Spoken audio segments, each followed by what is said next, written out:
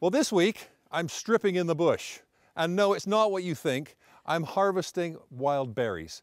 This is huckleberries, which we strip very gently with our little rake here. And we're out deep in the bush here in the Fraser Valley. I'm here with Fritz Sprezel of Kermode Winery. A bone-jarring ride into the bush has brought us to one of his favorite local berry picking spots. Kermode is a Fraser Valley winery that makes all its wines from foraged wild berries. How many kinds of different berries do you actually forage for? Well, there are 50 edible varieties, Okay. over 50 edible varieties, and probably, I'm going to say we're probably making wine from about 12 right now. Wow. 12 different varieties. The winery has been operating for 12 years and relies on a network of local berry pickers who harvest the berries as they're ready. Geographically, this is right across BC from Mount Washington on Vancouver Island. Oh, really? Yeah, we do a big harvest up there. We go north into Mackenzie, Chetwynd area for the low bush blueberries. Right. We travel into the Kootenays, South Kootenays and South Okanagan for the elderberries. It takes a lot of berries to make a batch of wine, and as I quickly learn, berry picking in the bush is hard work. We're not in control here. This Right. is Mother Nature, right? This is. And I guess that's what makes you so different from a farmer or a producer, is that Exactly. you're reliant on what Mother Nature has to offer rather than Yeah. saying, I'm going to plant this particular seed at this time and harvest it at this time. It's much more organic. The hard work seems to pay off, looking at the medals on display back at the winery. Well, we've managed to avoid bears, cougars, and the elusive Sasquatch. We're now back in the winery here at Kermode Wineries. Fritz, we've got a nice variety, and we've got some pretty interesting looking wines here. Yeah, these are probably the most different of the portfolio that we make. Right. But you're lucky because we do have some of the red huckleberry ready. See what you think. Very nice, very fruity. It's really crisp. Wow. Would pair well with maybe a nice salmon. I don't quite know what I was expecting, but that's not what that is absolutely delicious wine. It's, you know, I think when people think of fruit wines, they think of the rich, syrupy, homemade stuff that, you know, Right. Grandpa used to make. But No. these really are Our very, style of wines are a lot drier than your typical fruit wines that are out there. That's for sure. Now the other berry that we did pick was the blueberry. The blueberry, yeah. Again, beautiful color. It's a really nice kind of a ruby red color. Yeah. It's got a really nice citrusy kind of nose. Wow, it really does, doesn't it? It really, Heavy blueberry. again, not what I was expecting.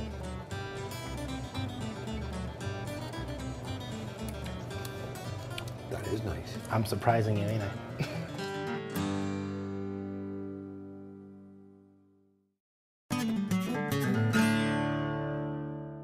Here's one for you. What do you call a man with a chicken on his head? Well, if you're in the Fraser Valley, you call him Tim. Tim, how are you? You must Steve. be the chicken guy. I'm the chicken guy. Good to Welcome meet you. here to Thank you Rockwell very, Farm. very much. Tim Rempel runs Rockwell Farm, an SPCA certified chicken farm, and I'm here to meet some free-range chickens. I hear they're going cheap, cheap.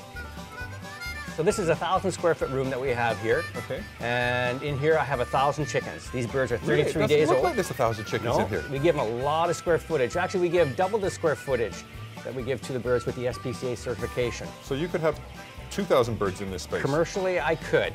So And these are free run, not free range. they are free run. So they're never Yeah. in a box, they're never in a cage. Right. They're allowed to move around They're freely. allowed to move around freely and exhibit normal behavior, scratch, and do what they want, and that's what we do with So them. you mentioned SPCA. What does that mean? I mean, you raise to SPCA standards? We are one of the 23 farms that are SPCA certified. There's 5 freedoms that are involved: natural behavior, freedom from disease, freedom from stress, freedom to just do their own thing that they want to do. To actually be chickens. To actually be chickens, that's What right. a concept. It is a What great concept. concept. And they don't seem to be bothered by us at all, do they? I mean, No. They're kind of inquisitive, these guys here, aren't they? They are. Actually, we play country music to my birds all day long. Now, is country music better than other types of music? Have you Well, experimented with different I types? haven't gone to rock and roll, but I'll stick with country because it's a chicken. Right. Makes sense. Makes sense. So, Tim, when it comes to raising birds in this manner, what's the benefit to the end user? Well, one of the things that we do with, of course, is give the consumer a choice. Yeah. You know, with the SPCA certification, you're giving a happy chicken. A chicken that it does live a short life, but lives a happy life under good conditions. And we also don't use any antibiotics or toxistats, which means it's medication-free. And we also use certified organic feed, which doesn't contain any herbicides or pesticides. And that's one of the alternatives. So we're giving people a choice to choose what they want. And it's a growing industry. We started doing this 10 years ago, and I haven't looked backward on it since. It's part of what my dad said. You take care of your animals, they'll take care of you. That's right. To get around the Fraser Valley, I've been using this really neat hybrid gasoline and natural gas-powered truck. But natural gas-powered vehicles come in other sizes. Like this food truck, which is made for moving around foods in bulk, like wheat. I'm at Rogers Foods in Chilliwack, talking to Warehouse Superintendent William Tams. We are the biggest flour miller in BC. We mill 310 tons of wheat per day. Most of our wheat comes from the prairies, especially Alberta. The grain gets unloaded off the rail cars, and it goes into our silos, and then it gets milled. We separate the bran from the white part of the wheat, which is the flour. And after that, we ship the flour out. Either we put it into bags for bakery and retail, or it goes bulk to mainly large bakery customers. That's where the natural gas-powered trucks come in handy. So on the grain and flour side, we're moving up to 120 metric ton per day. On the dairy side of our business, we're picking up from approximately 354 producers, and that would equate out to an average of approximately 1.5 million liters of milk per day. Vetter Transport now has 50 of these natural gas-powered trucks. Fortis BC assisted Vetter in transitioning into the natural gas-powered vehicles through an incentive program that they made available to the transportation industry. It's the environmental thing to do. That certainly was the number one factor in transitioning the fleet to a vehicle such as the natural gas equipment, which has a 30 to 33% reduction of greenhouse gas emissions. Oh, wow. Apart from the environmental perspective, does this benefit you as a company from a financial perspective at all? It definitely does, yes. Natural gas, because of the abundance that we have within the province of British Columbia, there's definitely a cost savings factor associated with burning that fuel. We're also contributing back to the noise pollution. The natural gas vehicle is far quieter. When we're picking up the fluid milk from local dairy producers, they used to hear us coming. We've had, from time to time, people call and say, have you actually been here to pick up my product today? And we've been there and gone already. That's awesome. The rich floodplain of the Fraser River is one of the most fertile areas in BC, and all sorts of things grow here. One of the more unusual is endive. As a chef, I'm familiar with the white torpedo-shaped vegetable and its many uses in the kitchen, but I've got no idea how it's grown. I'm about to find out, and where else would I start but in an endive field? This is quite a crop of Belgian endive, chicory, witloof, known by a number of different names, isn't it? Yes, it is. And in actual fact, it looks very much like dandelion. Right now, this is the outdoor phase of Belgian endive or whitloaf chicory. Okay. This was planted in the first 2 weeks of May. We'll be harvesting the rootstock in October, and then the roots will obviously be bigger. It'll be about 3 times as big as this right now. Right. And then when we harvest in the fall, we'll just mow the top off. And then what we're left with is about this, a little bit bigger. Right. And then it needs a cold period, at least 3 weeks for the earlier varieties. Okay.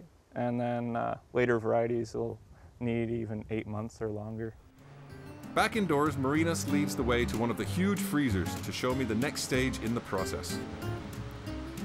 Correct me if I'm wrong, but you've actually tried to fool the plant into thinking it's winter. That's correct. So these have been in storage since end of October. Okay. And then right now it's about -3.5. And when we need them, take them out, we'll be moving them to another cooler at about +4. Okay. So how long can you realistically keep them in this state for? For the late varieties, about maximum will be about 11 months. Really, as long as that, so that's how you can produce these all year round, is once you've got the crop in.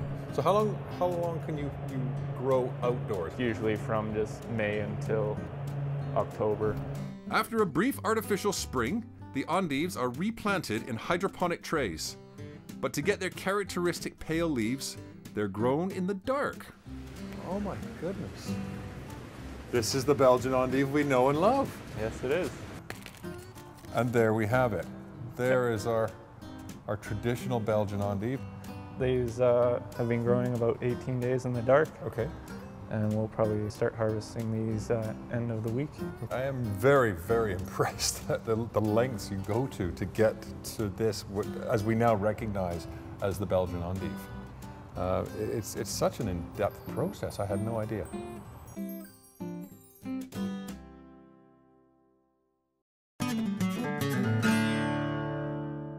Well, who would have guessed there was that much effort goes into growing endive? And right here in BC, as I say, I was just totally astounded at the amount of effort that goes into growing this wonderful vegetable.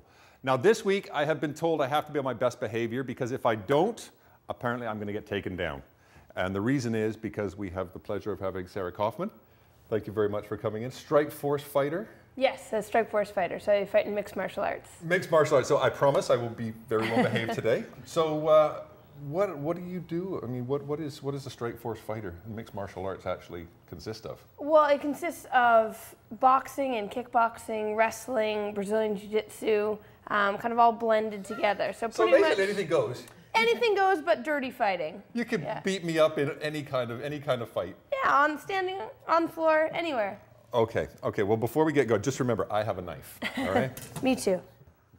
Okay, so what we're going to do today, these beautiful endives that we found, we're going to wrap them in bacon, because anything goes good with bacon.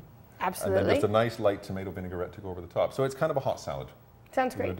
So if you want to just pass me a couple of those endives to me, and if you want to take a couple, what we're going to do, now we've got a couple, one's a little bit bigger than the other. So we're going to take the big one and just basically cut it in half, and then lay that down flat and cut each of those in half. And then the smaller one, we're just going to cut in half. We're not going to cut that a second time. Now what we want to do with these, just want to take your little knife, and without releasing the leaves here, just sort of trim off a piece of that core, just to take, because that is quite bitter, and you just want to get rid of some of that before we go and grill it. And as I say, that's without going too deep, otherwise the leaves will all fall off. So how long have you been a fighter? I've been fighting professionally for just over 6 years now. Oh, what possessed you to get into professional fighting? How did you get to be there? Well, I initially just started training, just doing Muay Thai, which is like kickboxing. Right. And I really did that just as kind of a fun activity, something different than going to the gym and lifting weights. Right. And I guess it's a whole different process. So then we're just going to season these with a little salt and pepper. I guess it just makes the whole idea of working out a little bit more fun when you get to beat the living daylights out of other people at the same time. Yeah, and you get paid for it. It's fantastic. And you get paid for it. This is actually, you know what? I'm contemplating maybe having a little change of a career path. And a little bit of pepper, a little bit of pizzazz there. Now I've got my grill on over here, quite hot, and we can just pick these guys up and just bring them over. We're going to grab that heat and then just drop them on the grill. We just want to basically put a little bit of color on these for 2 or 3 seconds. It's not going to take long. There we go, and you can have the front end there. So the league that you operate in, Strike Force, what kind of league is that? How far afield do you travel, or do you work? Well, it's actually an organization that's based out of the United States. Okay. But it's a world organization. So I've fought people from Japan. I've fought people from the United States, from Holland. They really bring in people from Brazil, from all over the all over the world to So put and on do you get fights. to travel? You get to travel to those countries as well? For the most part, Strike Force is operated out of the United States. Right. And then they fly people in from around the world. Oh, cool. Okay. So we'll just give those a quick little flip. Again, building depth of flavor into the dishes. So what we're going to do next, we're just going to get our bacon ready, and what we can do is just sort of take, we got 6 pieces each, so if we take 6 strips of bacon, and we can just kind of organize ourselves ahead of time here, and just lay those out, because then what I'm going to do is I'm just going to lay a couple of these out. I'll put them over there just to start with. They're all perfectly cut. You did a wonderful job on those, and then I'll just turn that off so we don't sweat to death here. And then what we can do is just basically you want to cover the entire endive. So if you start off at one end that way, and just roll the bacon all the way around. Now you can already see how delicious these are going to be. And we can just line these up on our baking sheet, and do the same with all of them. So when you're fighting, have you ever knocked anybody unconscious? I have a couple times, and it's. I mean, I'm a pretty nice person, I think, and I've never been aggressive. I've never gotten in a street fight. For me, it really is a sport. And so it's a strange feeling when someone drops unconscious, really. Because it's not, I mean, it's what you hope for. Yeah. It's what you train for. It's what you're planning for, but yeah, it's not something that you really No, want it's to just happen. part of the sport, and I mean, you're really happy when you do it, because it means you had an exciting win. Yeah. And it is empowering. Yeah. Yeah, because I mean, you come across as a very nice person. You don't, you know, you're not the sort of person I don't think I would be afraid of. No. But at the same time, I think that that aggressiveness is certainly something that I guess we all have it, don't we? That Yeah, it's somewhere in there, I think, with everyone. So this is going to go to quite a hot oven, about 375. That'll take about 15 minutes. I'm just going to give that a little bit of a bump up. And you want to put on the top rack just so it's at the hottest point? Yeah, because of course the heat rises, so we want to get, the idea is that we're rendering the fat, so that we're getting as much of that fat of the bacon. We want the bacon to be just about crispy without being crunchy and burnt. Right. And then of course all the endive's going to soak up that beautiful It's bacon flavor. flavor. Absolutely, absolutely. So the next thing we're going to do is our little tomato vinaigrette, which is very, very simple. So if you want to pass me a tomato, and you want to take a tomato as well. The red one or the yellow one? We'll use the red ones. And what we're going to do is we're actually going to use the tomato juice as part of our vinaigrette. So we just simply take the tomato, just like we did before, slice that in half, and slice each of those in half. And then we just take the core of the tomato with all the guts and everything and just remove that. And all that stuff can go into the sieve there. And I'll show you what we're going to do with that. Because of course the natural juice from the tomato is naturally acidic. It also has a high amount of sugar in there. Okay. So it works really well for a vinaigrette, because of course vinaigrette is the idea of balancing acid and oil. Right. So what's your favorite sort of style of fighting? You mentioned there's a number of different types, but do you have a particular favorite? I'm known as a striker. It's kind of what I like to do the most, is punch people in the face. I'm not moving away out of, it's just a natural reaction. And then what we're going to do is we're going to dice these. So we just slice them nice and lengthways and just cut them into a nice little dice. So while you're finishing off that one, I'll just get rid of this here, because what I'm going to do is just take a spoon and just push all that juice through the sieve. There we go, we've got that nice tomato jus. I'm going to use a little balsamic, because again we've got that sweetness, so about a teaspoon of balsamic vinegar. Again, little salt, little pepper, and roughly 3 times the amount of oil to your acid. Okay. So in this case we're looking at probably about 3 tablespoons. Okay. And we just need to give that a little stir, and I'll give you the honor of a little stir there. All we're going to do now is we're going to throw in all our tomatoes. I use the big knife just to act as a bit of a scoop. We just want to finish this off with just a little bit of some fresh parsley here, and again just for color, nice fat pinch of parsley. And you generally stir that in, or you leave it stay on the We'll top? stir that in, and then we'll just put a little bit more on top as well. Oh wow. So we can just lift these guys off a couple at a time, and we're going to drain them. Okay. So we'll just put a couple like so on the plate, and then we just kind of crisscross them so they stand up. It gives us a little bit of height.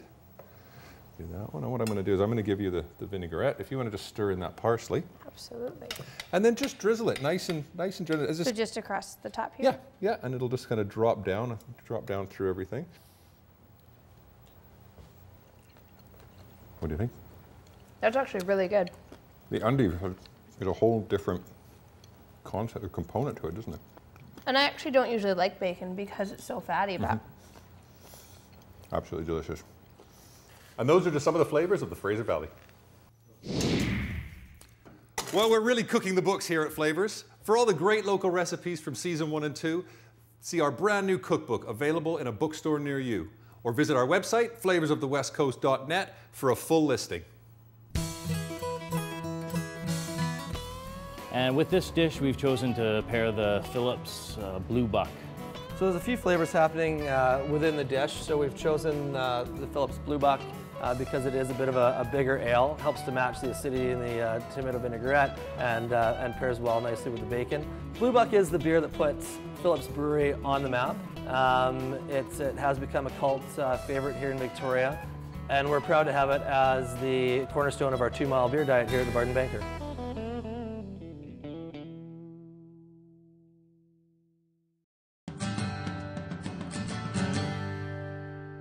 Mr. Rod Phillips of Liquor Plus. Yes. It's that time once again. Yeah. Endive, bacon, tomatoes, balsamic. It's up to you. Okay, all right. Well, first one I chose, this is a Pinot Noir, but more importantly, I would refer to this as a Pinot Nero. Because one of the things that when I saw and I tasted through it, I thought, boy, I don't think a French Pinot Noir or a Central Valley Pinot Noir would do well. Most people refer to or think of Pinot Noir as a very, very light red, but this seems to have a little bit more weight There's and a more little bit more depth to this. There is an earthy context to it, like a softer, rounder context, but it has that silkiness that'll go well with the weight of the bacon. Oh dear. Yeah. Oh dear. That's Italian for oh dear. That's delicious. I mean, that's not like any other Pinot Noir I've ever. Yeah. Again, Pinot Noir, we're used to Pinot Noirs being a much lighter red. Exactly. That's got some depth, character, and it's under $20 too, which is really quite remarkable. Fabulous, fabulous. Yeah, so the next one we're going to go to is, you're familiar with Malbec. Yes. You're probably familiar with a lot of Malbecs being from Argentina. Right. Well, the original home of Malbec is the Cahors region of France.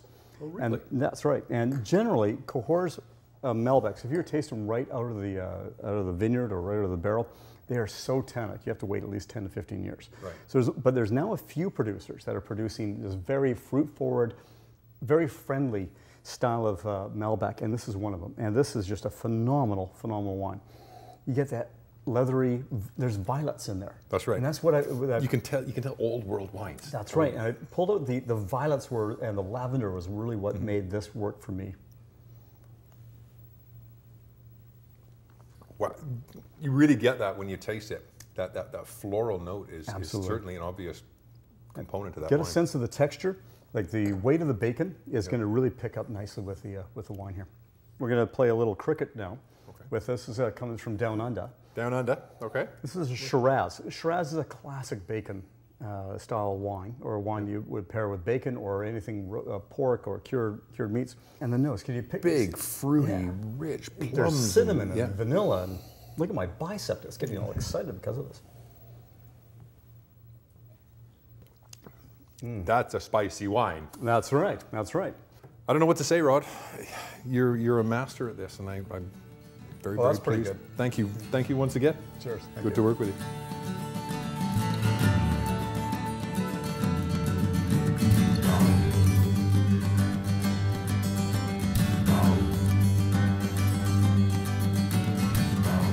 Flavours of the West Coast is made possible by the generous contributions of the Victoria Pub Company, Country Grocer, and Fortis BC.